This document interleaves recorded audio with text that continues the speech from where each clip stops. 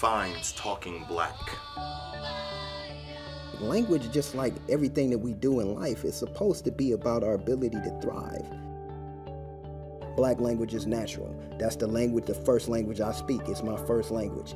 All languages have system, right? If it didn't, we wouldn't understand it. People don't wake up at 15 and just start speaking African American English. This is a system that's really in place early on, and children are working it out. It sometimes gets talked about as if it's this homogeneous, monolithic variety. Why would black people in Atlanta not sound different from black people in Los Angeles? You're only speaking that way because you are in this certain group and you've been around that group for so long that y'all created your own dialect. All my life it's kind of been this, I talk like this with this group of people, and then I talk like this with this group of people. Are you really like keeping it real? What's real? Who's the real me? Yeah. Who's speaking now? Walt Wolfram, everybody. Well, thanks so much for being here. My pleasure. This is a fascinating documentary, a fascinating piece that you've put together here. And what I enjoyed watching about it so much was the sort of reverence that you have for the language that is rarely discussed and rarely talked about, and it's rarely presented that way. Can you talk about it coming at it from that angle? And you especially explore how in the 90s that reverence was almost completely gone in terms of in popular culture. Well, the thing is, we're linguists, and so we have a great reverence for language, you know, how language is structured. And one of the things about all of these non-mainstream dialects, whether it's Appalachian English or it's African American English, is that we study their rules and how they work. And what we find is they're every bit as systematic as any other variety. So it's not about the language per se, it's about the people who use the language that become the problem. The people who use the language, because the sort of classic idea of language, or whatever we have sort of prescribed as the sort of classic form of language, ends up being used as an oppressive tool, or a tool of oppression. Right, it's not about language, language is a proxy for something else. So the problem is not black language, the problem is black people. And so for example, I'll give you for instance. So there's a term that is often associated with African American English today, the use of ax for ask, all right? And teacher after teacher tries to eliminate that term. In reality, that's an older term in the English language that was perfectly legitimate 300 years ago. As a matter of fact, the verb that it comes from is axion. You don't need a history lesson, but I'll give you one. I would love one.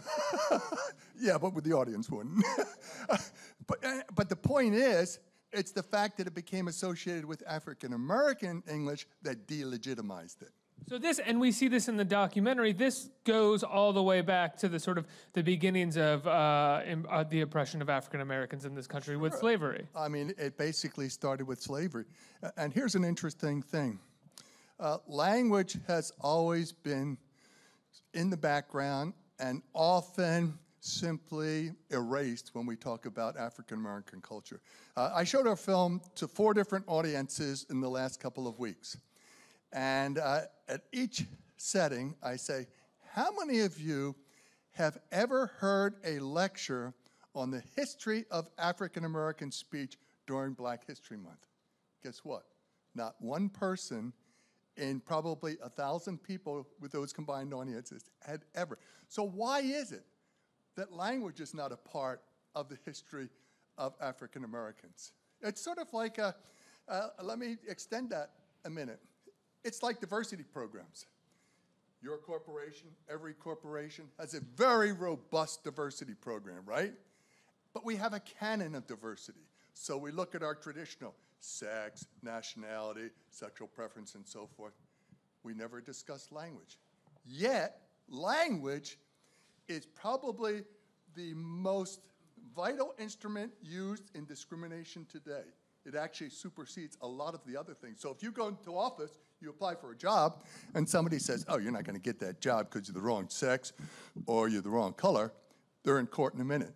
But if somebody says, you're not going to get that job because you don't talk right, they go out and feel bad about themselves.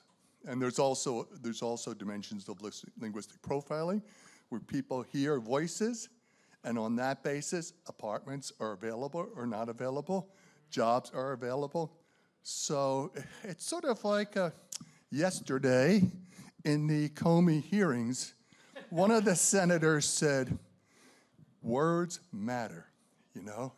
And we have this saying that one picture is worth 1,000 words, but in reality, one word can evoke 1,000 images just as readily.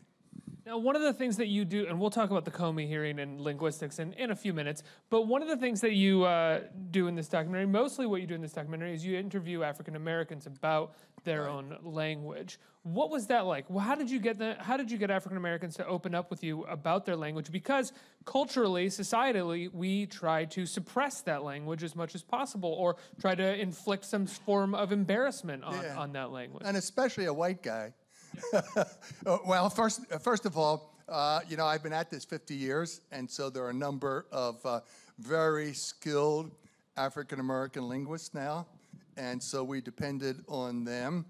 And then we use simply social networks where we go into neighborhoods where we have friends. Most of our contacts in those situations would be with the African-American community, and because they're friends in the neighborhood, they will trust us with our cameras when we come in.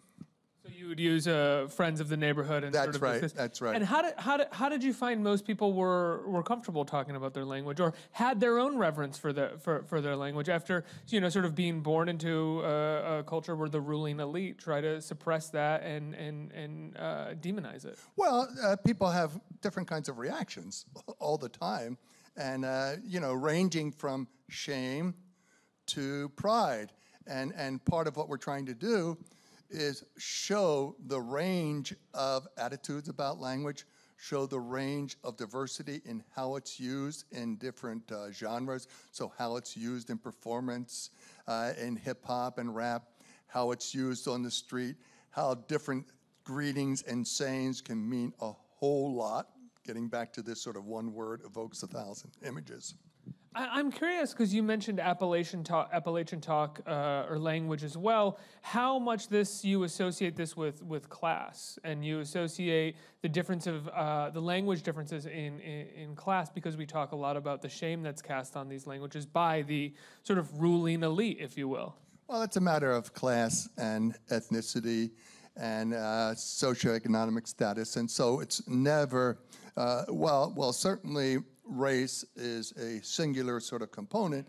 There's also a kind of intersectionality, so that's always about class and so forth. So one of the things that we try to point out is, and one of the myths in American society that we try to debunk, is the fact that there is not one African American English.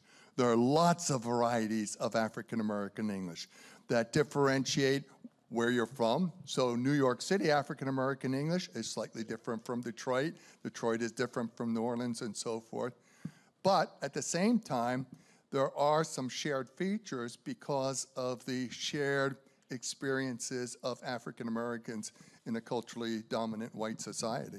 Shared, and also when you discuss migration as well across the country. So you have a certain amount of areas where this language was developed, Right. and then it spread across different parts of the country, right? Exactly. And this is an interesting point, because I always get the question from reporters and so forth, well, aren't dialects becoming homogenized because of migration, because of internet and so forth?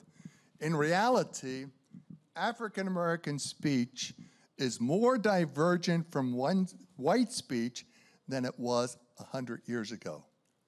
So 100 years ago in the South, whites and blacks spoke more similar.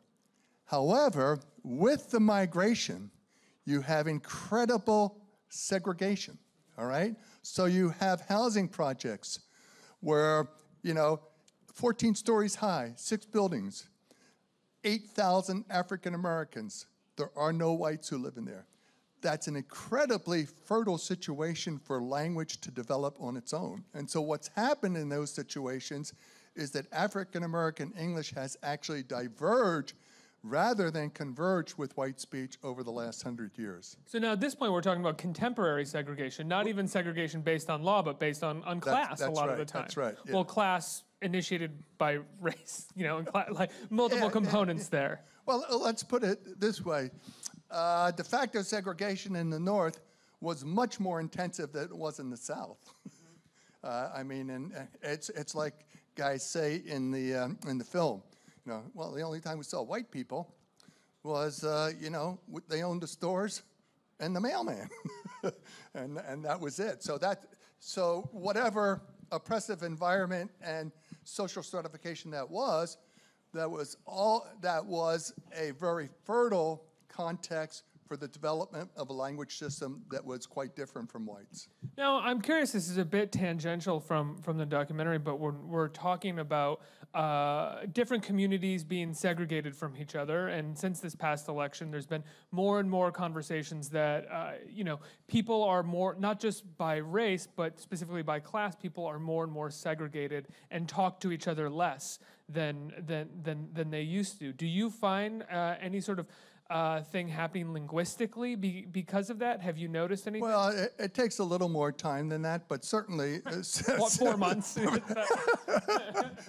Complete new evolutionary but in fact, you know, the balkanization of political groups, you know, given enough time, would lead to that. And there are different ideologies. I mean, linguists are having a field day now, all right? Because we look at the testimony, and Comey says, I hope you'll be able to, you know. And so on the one side, we say, well, he said he hoped. That wasn't a directive. And, okay, look at it this way. If my wife goes away for a day, and she says to me, I hope you'll take the garbage out by the time I return, right? And she comes back a day later, and the garbage is sitting there, collecting bugs and insects.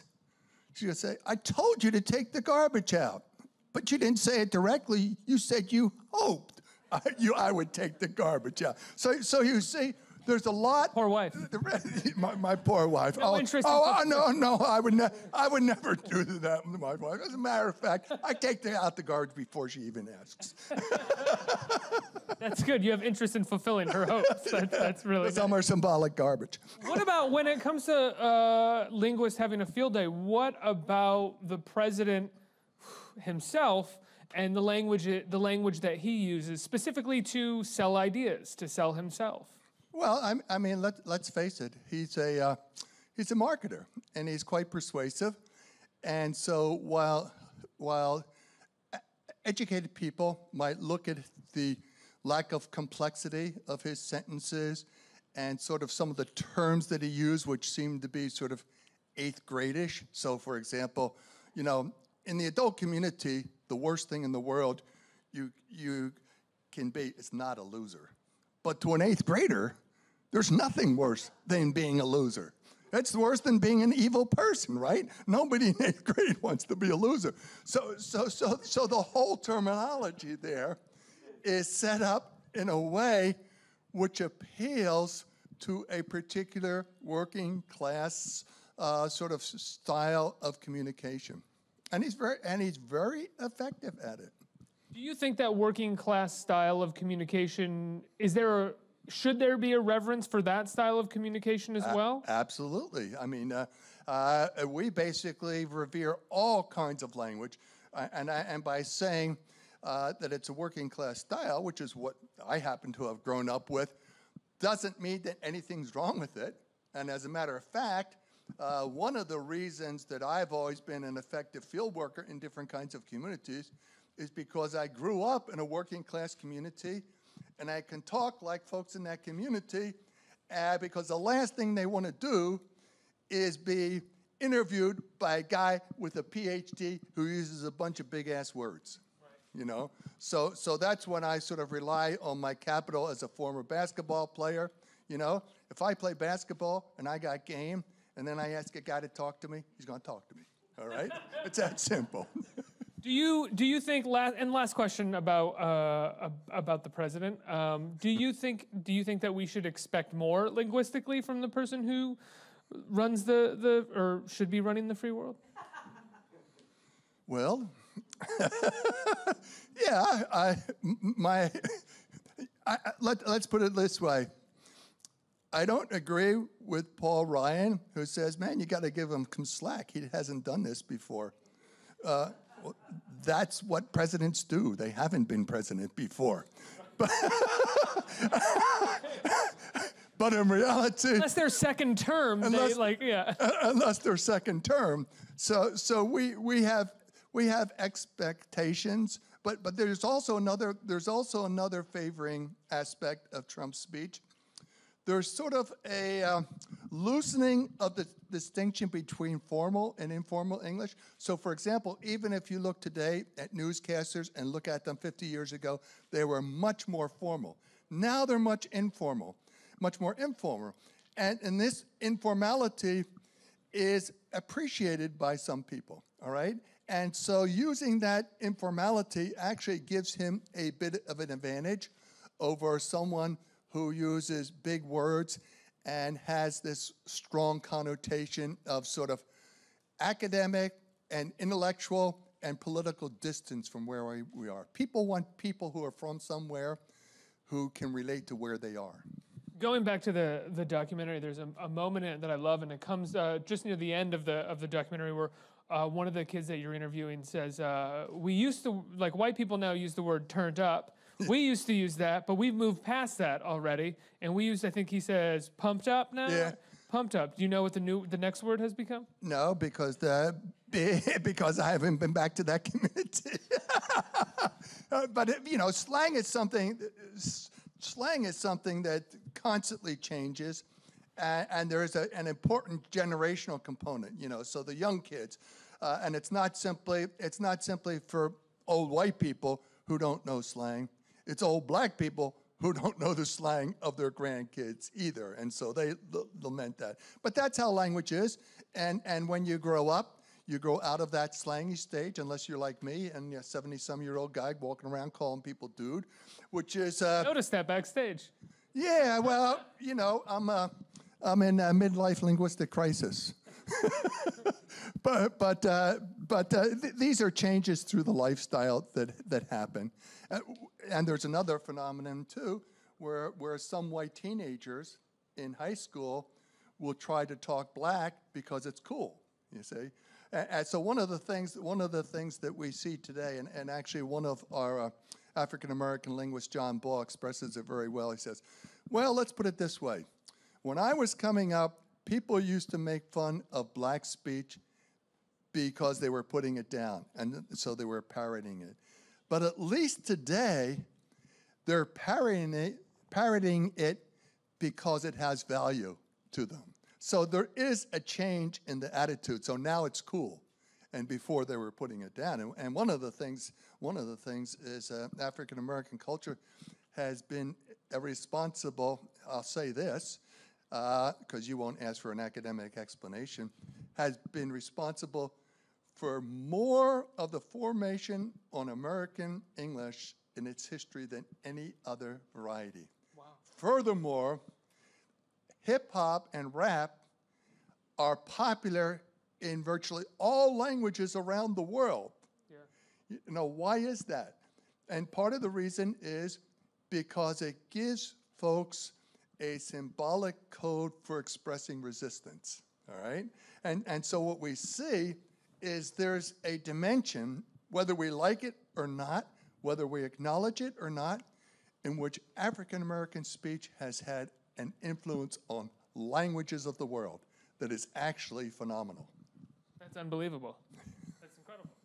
Yeah, and it's certainly something to be respected and celebrated. And so one of the things that we're trying to do, showing this film to everything from sort of diversity situations in corporations to historically black colleges, is to get America to appreciate and celebrate its diversity with respect to African American English like any other variety. Can you talk about the period in the 90s that we see in the documentary? That I was young when it was happening, but I remember it. I grew up in a working class community as well, a fairly predominantly white working class community, and Ebonics was like a big joke amongst the racists within that community. There were actually even Ebonics translators on the internet that you could find an Ebonics translation.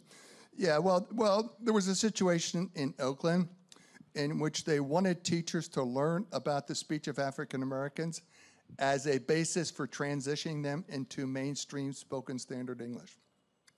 All right? Somehow the media and politicians caught wind of that and said, that's like perpetuating bad speech. And so there was an uproar. As linguists, you know, we got our 15 minutes, but there weren't enough linguists to combat all the stereotypes.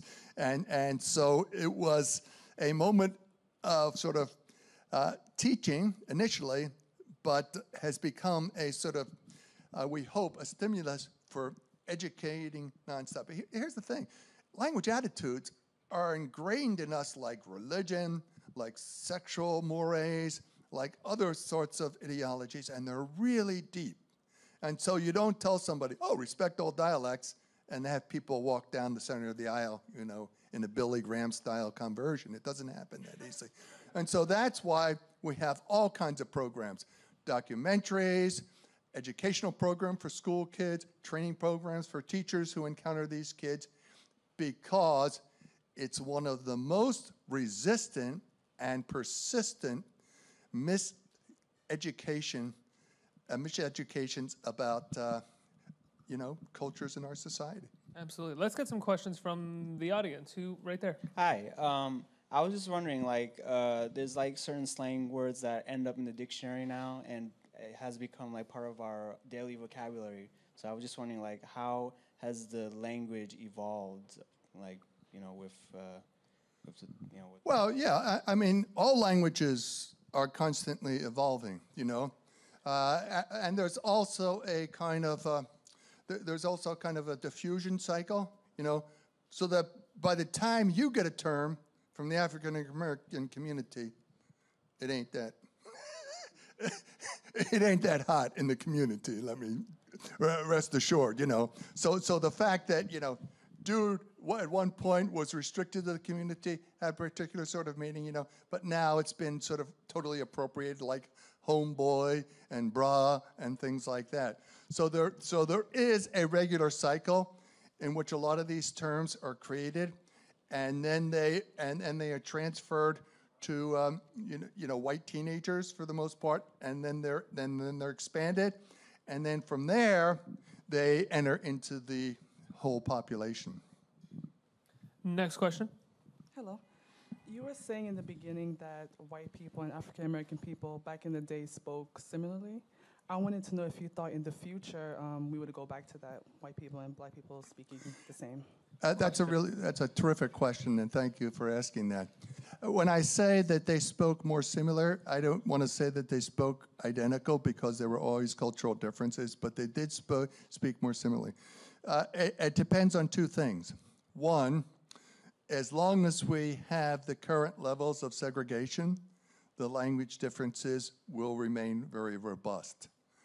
The second point, which is something that only developed in the last century, is that black speech has become associated with black identity, all right? So there's a whole construct in the community which we discuss a lot because the people raise it in the film, and that is the notion of talking white, all right?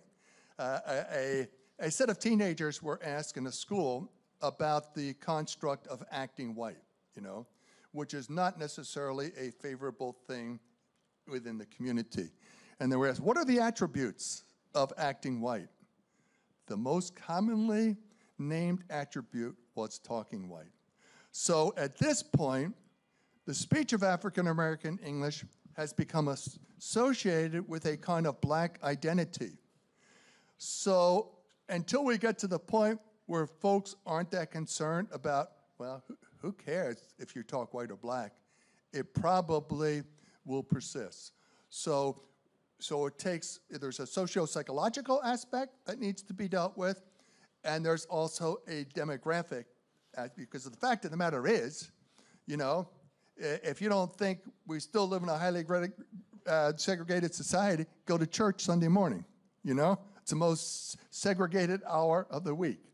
And there are also cultural traditions that are being passed on in churches and so forth. So your question is great. I don't have a definitive answer, but I think I have an idea of what sorts of things are important to predict whether it become closer or farther apart. How exactly does one define white talk? Well, that's really an interesting question. Basically, white speech is what we talk about in the profession as the unmarked. So if you don't talk in a way that is ethnically marked, it's white talk. But that's defining it negatively. And now more recently, people are looking at the kinds of features that tend to be associated. Because black comedians and white comedians have routines in which they talk white, and Pryor used to have. Yeah, Richard 70s. Pryor. Yeah. And I was laughing because I couldn't think of any of the things that he said that I could repeat in public. But he would talk, for example, how whites talk about going to have sex and blacks going to have sex, and he would talk about it in incredibly different ways. But the point is, he had a white voice that he was appropriating, and it had certain kinds of positive attributes in terms of it was a little more formal. Syllables were not left off at instead of saying something like cause, they say because and so forth. So there are a number of traits that were associated with that. But positive because we've culturally deemed those things positive, right? Over the course of this last century or so. Oh yeah, I mean it's all about the ruling classes, And the fact of the matter is, language is never linguistically right or wrong. It's just language. It's all right. It's all systematic. But social groups are dominant and subordinate. And so, for example, if African Americans were the ruling class in American society, African American English would be standard English. I mean, that's the way it works. That's kind of the way that it is, and I could be totally wrong here, going out on a limb, but in China in the last few decades, right, where Mandarin has become the ruling language over Cantonese. Yeah, it's a little more complicated than that, but I thought so. I just told you, going out on a limb there, really stepping out on the cliff, seeing how smart I am. No, but in principle, you're absolutely, look, you got the main point. The main point is language standards follow cultural dominance. I think we have time for one more question. Hi, Walt. So I feel like with this film, you're tackling such a unique topic that hasn't been covered in this detail previously in film. So what is the impact you wish to have in the long run with this documentary? Good question. We want to get the film into high schools. We've shown it in high schools. We want to get it into colleges, and we want to get it to the general public. So it will be on television in the next year, and if in fact you are interested in a screening at your wherever you work or go to school, you can simply go to talkingblackinamerika.org. And you can sign up to have a screening at your place. So it is possible. We're in the process of doing lots of screenings, negotiating with TV for production, for broadcast, and also entering it in film festivals. So that's where we are now. How do those that I would say sort of martyrs for the culture war in the 90s, who are that now, respond to a documentary like this or it being shown in schools? I'm curious. Well, so far we've had pretty good response. We haven't because we just actually finished the film 2 weeks ago. You know, we haven't had an opportunity, but we did show it in one high school, which was half black, half white. You know, and honestly, there are 300 kids. You could have dropped a pin. They were so interested, and kids came up. You know, they asked their typical sort of questions, like politely asking, "So how is it that you're doing this?" Which they were really asking, why is an old white guy studying young black speech? That was the, you know, and I have answers for that too. Many people at home right now are asking, why are these two white guys sitting in front of Talking Black in America poster? Yeah. Exactly. You know, but by the same token, and we've been producing documentaries on TV. We have about 10 or 11 of them. We've been doing it for 15 years. You know, I was surprised because high school kids would come up and say, "Thanks for doing that." You know, I don't have a question. I don't have a comment. Just thanks for giving respect to this dialect that I have spoken all my life. And that's what we're trying to do. On that note, people can see the film, or they can, you know, find a way to see the film by going, as you said, to talkingblackinamerika.org. Right. Walt, thanks so much for being here. Congratulations on the film. Walt Wolfram, everybody. Thank you, Walt. Thanks for having me.